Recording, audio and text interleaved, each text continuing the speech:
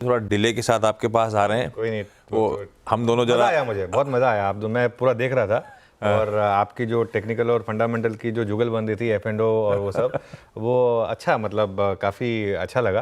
तो ये हाँ, जीवन का मतलब ही आगे बढ़ना, ठीक है ना। और हम ऑब्वियसली नीरज जी को सब मिस करेंगे, लेकिन एक लाइफ में इंडिविजुअल के लिए भी और चैनल के लिए भी एक स्टेज आती है जहाँ पर इंडिविजुअल को लगता है कि अब मुझे भी आगे बढ़ना है।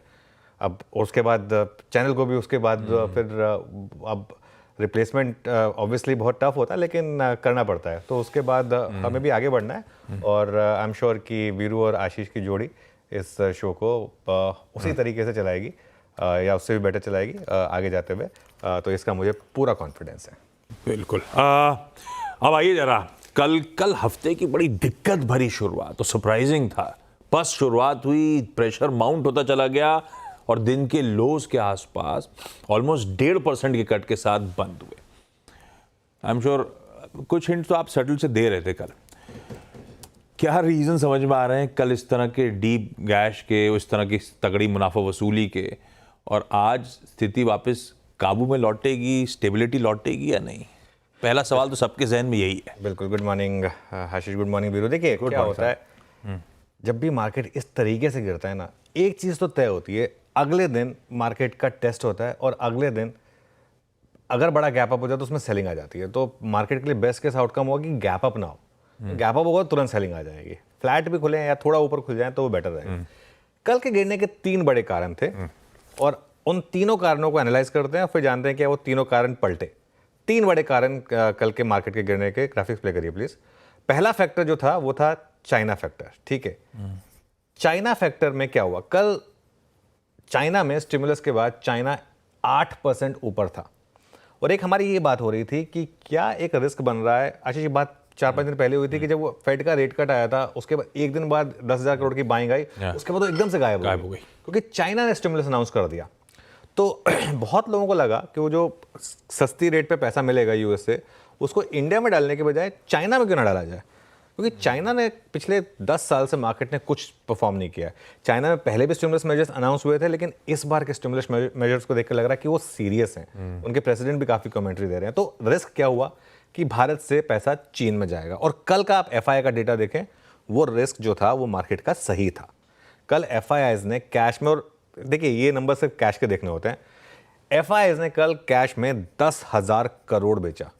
अब आप समझिए 10,000 करोड़ बेचा, ठीक है, म्यूचुअल फंड के पास, डीआईएस के पास बहुत पैसा है, कोशिश भी की डीआईएस ने उसको काउंटर करने की, 8-9 हज़ार तक काउंटर भी करा, लेकिन उसके बावजूद प्रॉब्लम क्या थी कल मार्केट की? कल मार्केट की प्रॉब्लम थी 5 या 6 large cap stock, giant cap stock, large cap भी नहीं, Reliance, HDFC bank, ICICI bank.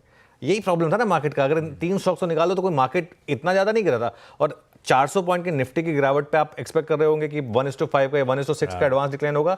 Market breath उतना खराब नहीं था, मार्केट ब्रेथ आपका 1:2 के करीब था रफली। वो मेरे ख्याल उससे ही बेटर ही था, कोई बहुत ज्यादा मार्केट ब्रेथ खराब नहीं। देखिए 1000 बढ़ने वाले शेयर, 1500 गिरने वाले शेयर, बिल्कुल खराब नहीं था मार्केट ब्रेथ। तो ये मेरे ख्याल से सबसे बड़ा कारण, नंबर 1 फैक्टर। नंबर 2 फैक्टर क्या था? वो सेबी वाला फैक्टर। अब मार्केट को डर तो था कि वो जो एफएनओ में रिटेल का पार्टिसिपेशन है उसको लेकर कुछ चेंज होंगे। कुछ इन्फ्लुएंसर्स ने तो रील तक बना डाली थी कि वो आईटीआर की रिक्वायरमेंट आ जाएगी। मतलब व्हाट्सएप से आप उठाकर अगर रील बना देंगे और व्हाट्सएप से उठाकर अगर आप डाल देंगे कि नहीं ये आ रहा है, तो ये मेरे ख्याल से बेकार की बात है। देखिए इवेंचुअली कर्व्स आएंगे, ऐसा नहीं है कि नहीं आएंगे, इवेंचुअली आएंगे, लेकिन वो जब आएंगे तब देखेंगे। अभी तो नहीं आया कोई कर्व, तो इसके लिए ये अफवाह थी कि आईटीआर से जोड़ा जाएगा, नेटवर्थ से जोड़ा जाएगा, कि 40 लाख की आपकी नेटवर्थ होनी चाहिए तभी आप एफएनओ ट्रेड कर सकते हैं। मेरे ख्याल से वो बेकार की बात थी और सेबी बोर्ड मीट में ऐसा कुछ नहीं निकल कर आया। और तीसरा फैक्टर जो सबसे छोटा फैक्टर था वो था जापान का फैक्टर, कि भाई जापान में जो रेजिम चेंज हुआ उसकी वजह से वहां पर थोड़ा सा रेट हाइक्स होंगे और येन कैरी ट्रेड का एक रिस्क बढ़ेगा। तो ये तो हो गए 3 कारण। अब आज सुबह जान लेते कि आज इन 3 कारणों में क्या हुआ। पहले आ जाइए वापस चीन फैक्टर पर। चीन की मार्केट बंद है 1 हफ्ते के लिए, ठीक है।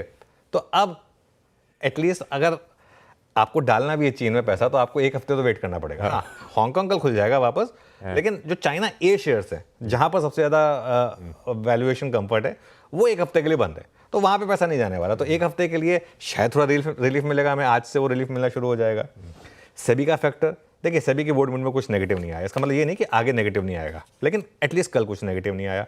और तीसरा जापान का फैक्टर, आज जापान भी स्मार्टली रिकवर हो गया। और वैसे भी देखिए जापान के जो येन कैरी ट्रेड है उसका वैसे भी हमारी मार्केट में कुछ फर्क पड़ता नहीं। हमने जापान से जब पैसा लिया नहीं तो हमको रिस्क किस बात का, हमारा जापान के साथ कोई कनेक्शन है ही नहीं, ठीक है। येन कैरी ट्रेड का कोई भारत से लेना देना है नहीं, तो इसके लिए अब ये चीज़ें मेन है। और इन सब के बाद आता है इवेंचुअली प्राइस एक्शन। आज की क्लोजिंग, आज अगर हम डे हाई पर बंद हुए, करेक्शन खत्म। आज डे लो पर खत्म अगर हम शुरू हुए तो बड़ी करेक्शन, देखते हैं किस तरफ बैठते हैं। बहुत बढ़िया।